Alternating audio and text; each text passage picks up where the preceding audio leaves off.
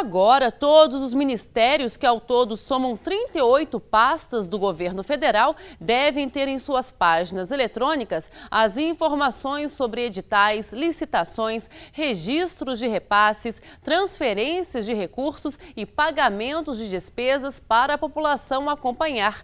É a Lei de Acesso à Informação que entrou em vigor. Todos os órgãos dos 3 poderes estão obrigados pela Lei de Acesso à Informação a responder a pedidos de dados feitos pelos cidadãos, independentemente de motivos, num prazo máximo de 20 dias, prorrogável por mais 10. O Ministério da Agricultura é um dos mais adiantados na esfera federal, porque já possuía um sistema próprio, onde a população pode consultar qualquer documento público da pasta. É o que informa Neuza Arantes, responsável geral pelo Serviço de Informação ao Cidadão do Ministério da Agricultura. Ela é acessível a qualquer cidadão. Ele pode requerer as informações, ele pode vir aqui para estudar. No momento, o serviço que já existia aqui no Ministério está aderindo ao novo sistema criado depois da Lei de Acesso à Informação. Mas em breve, até documentos históricos estarão disponibilizados no site do Ministério da Agricultura para o acesso pelo cidadão. Um exemplo é este aqui, uma folha de ponto de 1905 com a assinatura do escritor Machado de Assis.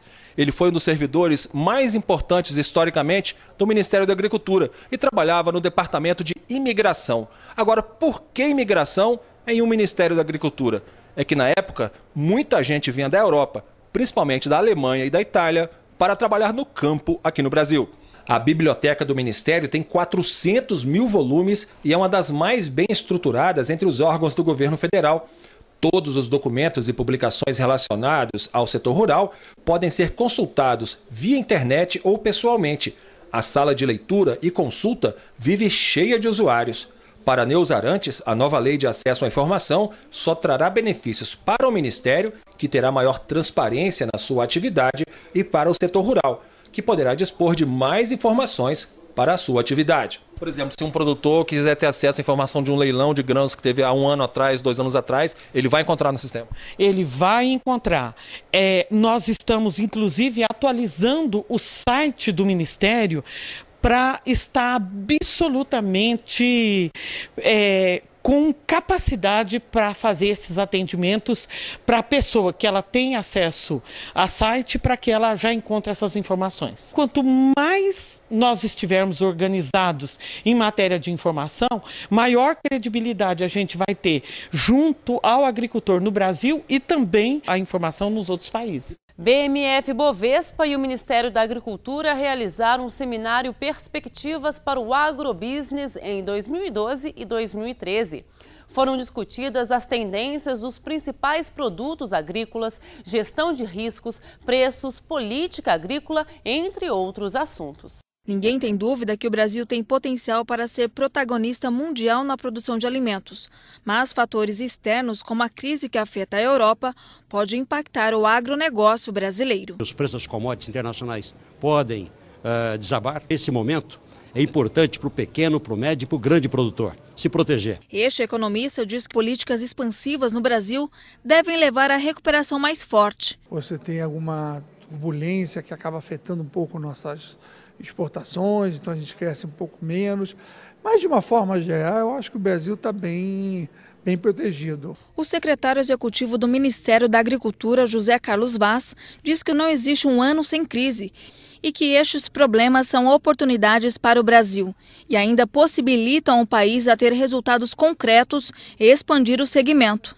Para o presidente da BAG, Luiz Carlos Correa de Carvalho, a agropecuária brasileira tem que ser a principal agenda do país. A grande capacidade que tem o Brasil de abraçar 2 dos pontos mais, digamos, problemáticos do futuro, que são a segurança alimentar e a segurança energética. E nesses pontos é que o Brasil vai fazer a diferença do ponto de vista geopolítico. O novo plano agrícola e pecuário deve priorizar o médio produtor. Segundo o secretário de Política Agrícola do Ministério de Agricultura, Caio Rocha, o recurso disponível pode ser obtido com facilidade pelo setor.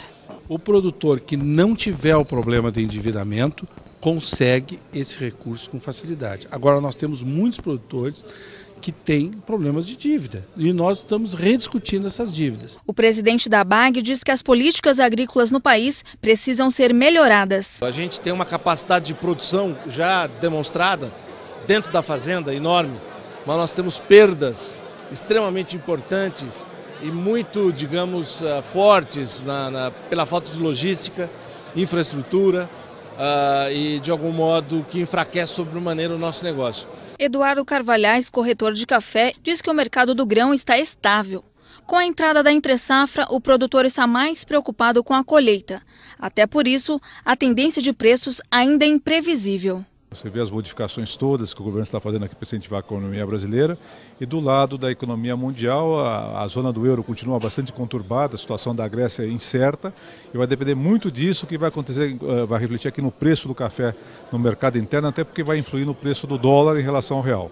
O cenário de carne suína aponta uma luz no fim do túnel, afirma o presidente da entidade que representa a indústria produtora e exportadora de carne suína. As coisas estão melhorando, os preços um pouco melhores, o próprio milho também um preço um pouco melhor, o mercado interno também começa a melhorar, tomar fôlego. Ainda segundo Pedro de Camargo Neto, há novidades de reaberturas de mercado. Tem uma reunião a semana que vem no Ministério da Agricultura muito importante, para a definição da questão da Rússia. A China liberou mais um estabelecimento, mais um único frigorífico, entrou mais um, que é uma notícia boa. A cabotagem e transporte de cargas na costa brasileira por navios pode ser muito competitiva para comercializar produtos entre portos de grandes distâncias. Mas, apesar das vantagens econômicas, ainda esbarra nas más condições dos portos brasileiros. Buracos, atoleiros e roubos de cargas são alguns dos problemas das estradas brasileiras que encarecem o frete, item que pesa muito no preço final do produto. Já o transporte ferroviário é uma opção para poucos, por causa da insuficiência ou sucateamento do sistema. É por isso que muitos segmentos produtivos estão aderindo à cabotagem, o transporte marítimo de cargas na costa brasileira e países do Mercosul.